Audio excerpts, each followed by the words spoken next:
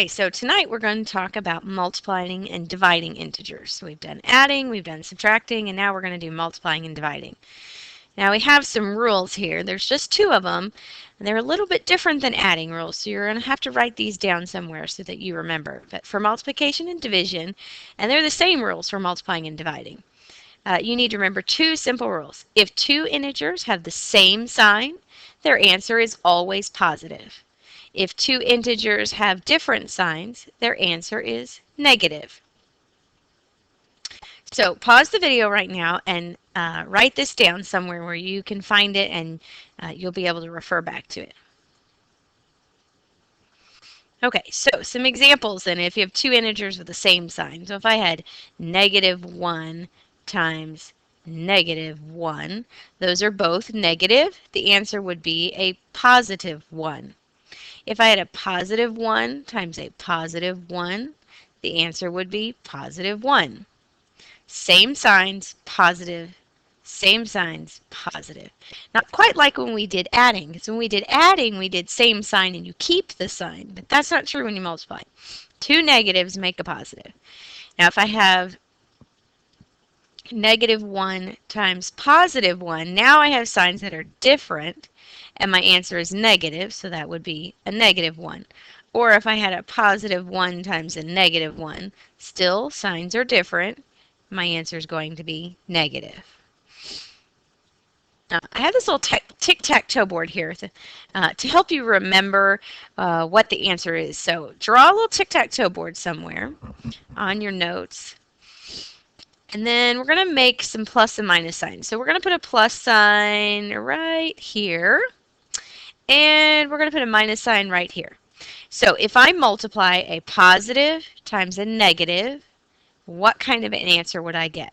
Well, those are different. So if the signs are different, I get a negative answer. So if I take a positive times a negative, I always get a negative. It doesn't matter what the numbers are.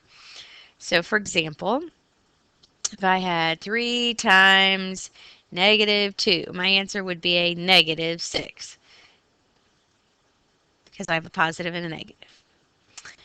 All right, what if we went down this way? If I did a positive times a negative, again, the signs are different, so we end up with, we end up with a negative. A positive times a negative is a negative. So if you have something written this way, 3 times -2 or something like this. Of course, we would never write that negative like that, would we? But if it was written up and down or vertically, this would help. So negative times, all right, positive times a negative is a negative. All right, well, what if we throw a negative or a positive sign right there? A negative times a positive gives us a negative. Negative times a positive gives us a negative. Then it works in this row too. So a negative times a positive is also a negative. Negative times positive is negative. Now here though I end up with negative times a negative. Well, a negative times a negative gives us a positive answer because those signs are the same. And if I come this direction, I have a negative times a negative, that's a positive because they're the same. And if I come across this way down the diagonal, positive times positive is positive. If I go the other diagonal, negative times a positive is a negative. So any way you do this, it works up this way too. Negative times a positive is a negative. Positive times a negative is a negative.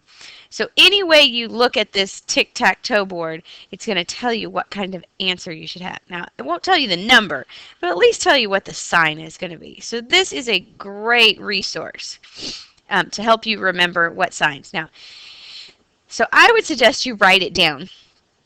But if you can't remember how to create it, I always just remember that the positives all go right down this diagonal and everything else is negative, and then it'll always work. Okay, so let's do some examples then. -2 times -5. Well, these signs are the same, so I know I'm going to have a positive answer. And 2 times 5 is 10. So that is positive 10. -6 times 9x. -6, negative, +8, or +9, Signs are different, so I know that my answer is going to be negative. They're trying to throw you off here with this x, but it doesn't really change anything. I'm just going to multiply the 6 times the 9, which is 54. And I'm just going to put the variable on the end because I don't know what x is. And when we don't know what a variable is, we just leave it a variable. So negative 54x. Negative 12 divided by 4. Okay? Negative, positive. Signs are different, so my answer is going to be negative. And 12 divided by 4 is 3.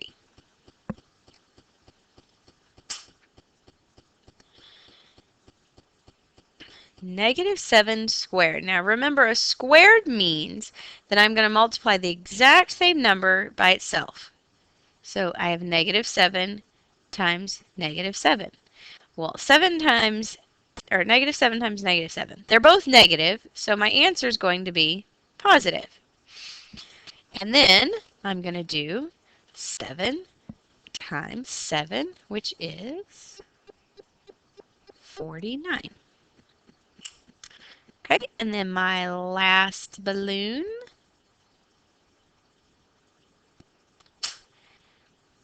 Okay. Now this one,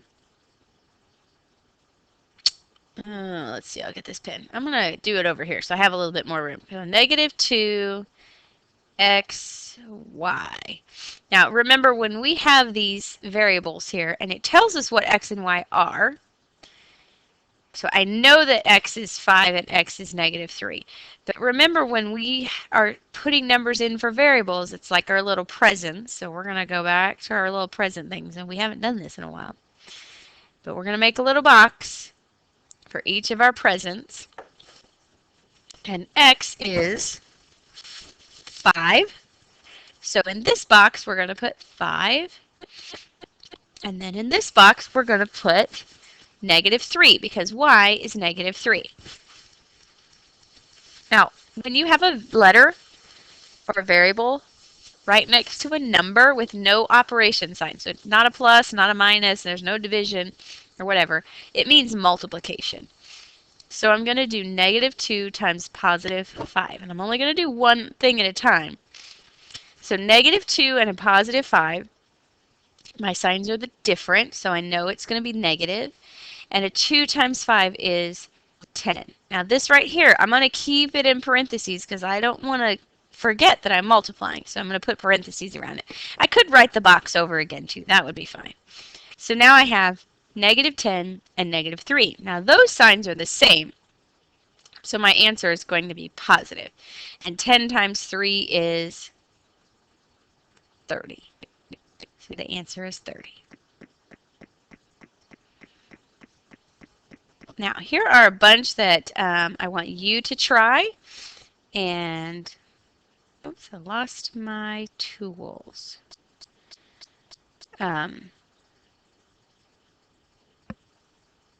Okay, well, back to full screen so you can see them. There we go.